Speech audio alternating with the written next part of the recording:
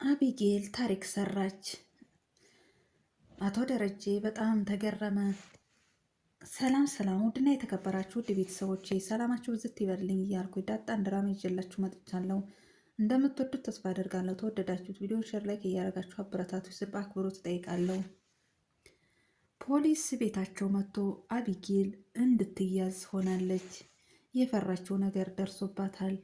በዚሁም አጋጣሚ አቶ ደረጀ ልጄን አቢጌልን አሳልፌ አልሰጥም በማለት ለልጁ ከባድ ዋጋ ከፍሎ ነበረ።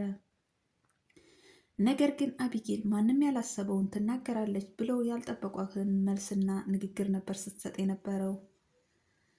አባቴ ማንንም አልገደለም፣ ነፍሰ ገዳይ አይደለም፣ ነፍሰ ገዳይ እኔ ነኝ፣ ስለዚህ እሱን ልቀቁ፣ እኔን ሰሩኝ፣ እኔን ውሰዱኝ እያለችም ስትሟረም ነበር ከፖሊሱ ጋር። አቶ ደረጀን በፍጹም አይሆንም፣ እሱ አይደለችም፣ እኔን ነው፣ እኔን ያዙኝ የሚልም መልስ ነበር እሱም ሲሟረም የነበረው።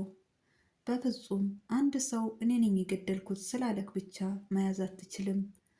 ምክንያቱም ፖሊስ ሕጉ ምርመራ አለው። መርምረ የወንጀለኛውን መለየት ትችላለህ። ስለዚህ አባቴ ሳይሆን ሰው የገደልኩት እኔ ነኝ፣ አባቴን ልቀቀው፣ እኔን ያዘኝ እያለች ተፖሊሱም ስትሟረምም ነበረ። በእርግጣው አስከሬኑ ስላልተገኘ መመርመር አልተቻለም። አሁንም ቢሆን እሱ ተመርምሮ ወንጀለኛ ካልሆነ ይለቀቃል ብሎም ይላታል። እሱን ልቀቀውና እኔን ይዘከኝ ሂድ በማለት አሁንም ቢሆን የያዘውን መሳሪያ ሽጉጥ እስተመናጠቅ ድረስም ደርሳም ነበረ። ቤተሰቦቹም እንዳለ በሀሳብና በጭንቀት ተውጠው በርም ላይ ነበሩ። አቢጌል እንደዛ አይነት መልስ በምትሰጥበት ሰዓት እንዳለ ቤተሰብ ተጨንቆ ተገርሞም ነበረ። አቶ ደረጀም እባክሽ ልጄ ስሜታዊ አትሁኚ ብሎም ይላታል። እሷም የምታደርገውንና የምትናገረውን ንግግሮች አታውቅም ነበረ። አባቴን ልቀቅና እኔን ይዘኸኝ ሂድ በማለት ቀጥታም ትሄዳለች። በዚሁም አጋጣሚ ውሃ በፍጹም አቢጌልን አይወስዳትም በማለት እሷም እሪ ብላም ነበረ። ቤተሰቦቹም ውሃን ለመያዝ እየሞከረች ወይዘሮ ማርታ እባክሽ እያለች ስታባብላትም ነበር። ነገር ግን አቢጌል ታሌለች እዚህ ቤት አልበላም አልጠጣም የሚልም ችግር ላይ ደረጃም ላይ ደርሳለች። ቤተሰብ በጣም ተጨንቋል። አቶ ደረጀ አቢጌል ለሰጠችው መልስ በጣም ተገረመ። ምክንያቱም እንደዚህ አይነት መልስ ትሰጣለችን ብሎ ማንም አልጠበቃትም ነበረ። ሁሌም እኔ አልታሰርም ፖሊስ መጣ ሲሏት ስትደነግጥና ስትበረግግ ሁላችንም እናውቃታለን። ዛሬ ላይ ግን አባቷ ሲያዝ በፍጹም ነፍሰ ገዳይ እኔ እንጂ አባቴ አይደለም በማለት ክርክር ላይ ገጥማ ራሷን አጋልጣለች። በዚሁም አጋጣሚ አቶ ደረጀና ናታን ቁጭ ብለው የአቢጌል ነገርን ሲነጋገሩም ነበረ። ናታን አቢጌል ጎበዝ እንደሆነች እና ክፋት እንዳሌለባት የምታደርገው ነገሮች እውነትም እንደሆነ መሰከረላት። የሰው ልጅ ሲሄድና ሲሞት ነው የሚመሰገነው የሚባለውንም እዚህ ድራማ ላይ አይተናል። አቶ ደረጀም እኔ አቢጌል ተስፋ ቆርጬባት ነበር፣ ነገር ግን አሁን ላይ ተስፋ እንዲኖረኝ ያደረገችኝ ለአባቷ ይሄን ያህል ዋጋ መክፈሏ፣ እንደዚህ አይነት መልስ መስጠቷ በጣምም ገረመችኝ በማለት እሱም በጣም ተገርሞም ነበረ። አሁን ምግብና ልብሷን ይዘን ሄደን እንጠይቃታለን በማለት ሁሉም ለመጠየቅ ወስነዋል። ዳጣና ናታን አንድ ላይ ቁጭ ብለው አንዳንድ ነገሮችን እያወሩም ነበረ። ዳጣም የአቢጌል መታሰር በጣም ውስጧን ጸጽቷታል። አቢጌል ታስራ የኔና ያንተ እንደዚህ መሆን ጥሩ አይደለም፣ አቢጌል አንተን ትወድካለች፣ ምን የመጣሁባት እንዲህ አልመጣችብኝም በማለት ለናታን ስትነግረው ነበር። ናታን ሁሉም በግቡ ጊዜው ነው በማለት እሷን ሲያጽናናትም ነበረ። በዚሁም አጋጣሚ ምጥን ቁጭ ብላም ስታዳምጣቸውም ነበረ። ምጥንን አላዩዋትም። በመጨረሻም በጨለልታ ያያታል። በጣምም ይደነግጣሉ። ምንድን ነው የምታዳምጪው ብለው ምን ሰማሽ ብለው ጠየቋት። እሷም ምንም ነገር እንዳልሰማች ነገረቻቸው። በጣምም ደንግጣም ነበረ። ምንም ነገር አላረግሽም፣ እያንዳንዷን ንገረኝ በማለት ታስፈራራታለች። እህቴኔ ስትይ ሰምቻለሁ አለቻት። ማነች ብላም አለቻት። ማንነቷን ልትነግራት አልቻለችም። ምክንያቱም አልሰማሁም ብላታለች። አሁን ሄደች ለአቢጌል እንዳትናገሪ የሚል ምላሽ ነበር የመለሰችላት። ነገር ግን አቢጌል እቤት የለችም። ለካስ አቢጌል እቤት የለችም፣ ሂጂ በቃ በማለት እንድትሄድ ፈቀዱላት። በዚሁም አጋጣሚ ሁለቱም ደንግጠውም ስለነበረ ተያይዘው ወደ ቤት ይሄዳሉ። ወይዘሮ ማርታና ውሃ ቁጭ ብለው እባክሽ ምግብ ብይ፣ ውሃ ጠጪ እያለች ውሃን ስታጽናናትም ነበረ። ነገር ግን ውሃ አቢጌል ታልመጣች አልበላም አልጠጣም ወይንም ውሰጂኝ እያለቻትም ስትልም ነበረ። በዚሁም አጋጣሚ ወይዘሮ ማርታና አቶ ደረጀ አቢጌልን ለመጠየቅ በሚሄዱበት ሰዓት አንዳንድ ነገሮችን የሚያወሩም ነበረ። አቢጌል እኔ ነኝ የገደልኩት ስትል ምን አይነት ስሜት ተሰማክ ብላም አለችው።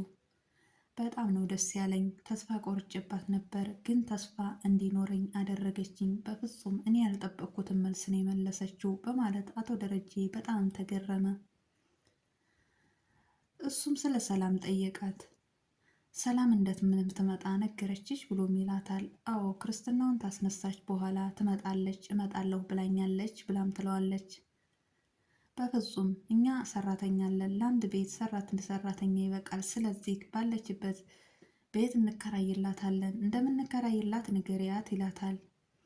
በፍጹም እድሜ ሙሉ ከኛ ጋር የኖረች ሰራተኛ አሁን ልጅ ወለደች ብዬ እንዴት ነው ለብቻሽ ኑሪ ተከራይ የምላት? ግንስ ምን አድርጋክ ነው? ስለ እሷ ስሙ ሲነሳ ፊትህ ሁሉ ይቀየራል። ምን አድርጋህ ነው ብላም አለችው። ምንም አላደረገችኝም በማለት ነገሮቹን ይሸፋፍናሉ። ቀጥታም ወደ ቤት ሄደዋል። ወደ ቤት ሄደው እንዳለ ቤተሰቡን ሰብስበው ልጆቹን እየመከሯቸውም ነበረ። ልጅ አባት ምክር የእናት ምክር እንደሚሰማ ቤተሰብ እንደሚሰማ ቤተሰብን እንደሚያከብሩ አቢጌል ይህ የደረሰባት ችግር የቤተሰብ ችግር ያለ መስማቷ በመሆኑ አንዳንድ ነገሮችን እነ ናታንን ሰብስበው ሲመክሯቸውም ነበረ። እነሱ ምክራቸውን ተቀብለው እሺ በማለት ተነስተው ሄደዋል። በዚሁም አጋጣሚ እነሱም ወደ መኝታ ቤት ለመሄድ ሞከሩ። ላዛ አንዳንድ ነገሮችን ሲመክሩ ሰምታም ነበር። በጣም አለቀሰች። ምክንያቱም ለአባቴ ምንም ነገር ሳላረግለት በህይወት አለፈ፣ አንድ ጋቢ እንኳን ገዝቼ ትከሻው ላይ ሳላደርግለት በማለት ስቅቅ ብላ አለቀሰች። ሁሉንም አስለቀሰቻቸው። ወይዘሮ ማርታ እቅፍ አድርጋት በይ አሁን እንደዚህ አትሆኚ፣ እናትሽ በህይወት አለች አይደለ? እኔ ነገ ሙሉ ደሞዝሽን እሰጥሻለሁ፣ የፈለግሽውን ታደርጊላታለሽ ብላም አለቻት። እሷም የበሻ ቀሚስ እንደምትገዛላት በጣም ተደሰተች። በጣም ደስ አላት። በዚሁም አጋጣሚ ውሃ አቶ ደረጀን የታለች አቢጌል ታልመጣች ማንም ሰው አይተኛም፣ ክፍሏ ሄድ ባዶ ነው እያለች እሱን አላስተኛም ብለዋለች። ለዛና አቶ ገዜ የፍቅር ምልክት የሚታይባቸው ይመስላል። የወደዳት ይመስላል። ለዛ ሄዳ ለገዜ ልብስህን ልጠብልህ ብለው ነበረ። ልብሴን አይደለም ገላይን ብታጥቢልኝ ደስ ይለኛል እያለም አንዳንድ ቀልዶችን ሲቃለድም ነበር። እረ ይድፋቅ ብላ ማለችው። አዎ አንቺን ከስር እኔ ከላይ ያድርገኝ እያለ አንዳንድ ቀልዶችን ሲቃለዱ ነበር። አገሬ አናጺ ነኝ ብለካል፣ እስቲ አናጺ ትሆንክን ስቶፍ ስራልኝ ወንድነት ክልየው በማለት ቀጥታ ወደ ኩሽና ወሰደችው። አዎ ጎበዝ ነኝ በማለት ስቶፉን ለመስራት በቢላም ነበር ሲጎረጉር የነበረው። እረ እንዳይዝክ እያለች ስታስጠነቅቀውም ነበር። ጀግና ነኝ አይዘኝም እያለም ሲፎክር ባለበት ክሩ ይይዟል። ደንግጦም ይወድቃል ብዬክ ነበር ብለዋለች። ነገር ግን ከተነሳ በኋላ መብራት አይደለም የያዘኝ ለሰውን ያስመታሽኝ፣ እኔ ገዛኝ ተመትቻ አላድርም በማለት እቃውን እጨርስልሻለሁ እያለም ሲፎክርም ነበረ። እባክህ ውጣልኝ፣ የመታክ ሰው አይደለም መብራቱን የያዘክ እያለች እሷም ስትለውም ነበረ። በስተመጨረሻም በጣም ስሜታዊ ሆኖ ተናዶም ወጥቶም ነበረ። እነ ውሃና ምጥንም ሲቀልዱበትም ነበረ። እባካችሁ ተውኝ፣ አትቀልዱብኝ፣ እናንተን ሰበብ አድርጌ አገሬ ናፍቆኛል ወደ አገሬ እንዳልገባ እያለ እነሱንም ሲያስፈራራቸውም ነበረ።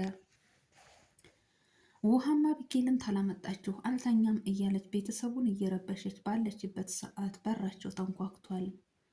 በሩንም ያንኳኳው አቢጌልን የወሰዳትን ፖሊስ ነበረ። ምን ይዞስ መጥቶ ይሆን የሚለውን በቀጣይ ቪዲዮ ይዤላችሁ መጣ ይሆናል። ለዛሬ ይዤላችሁ የመጣሁት ይህን ይመስላል። ባይ ባይ።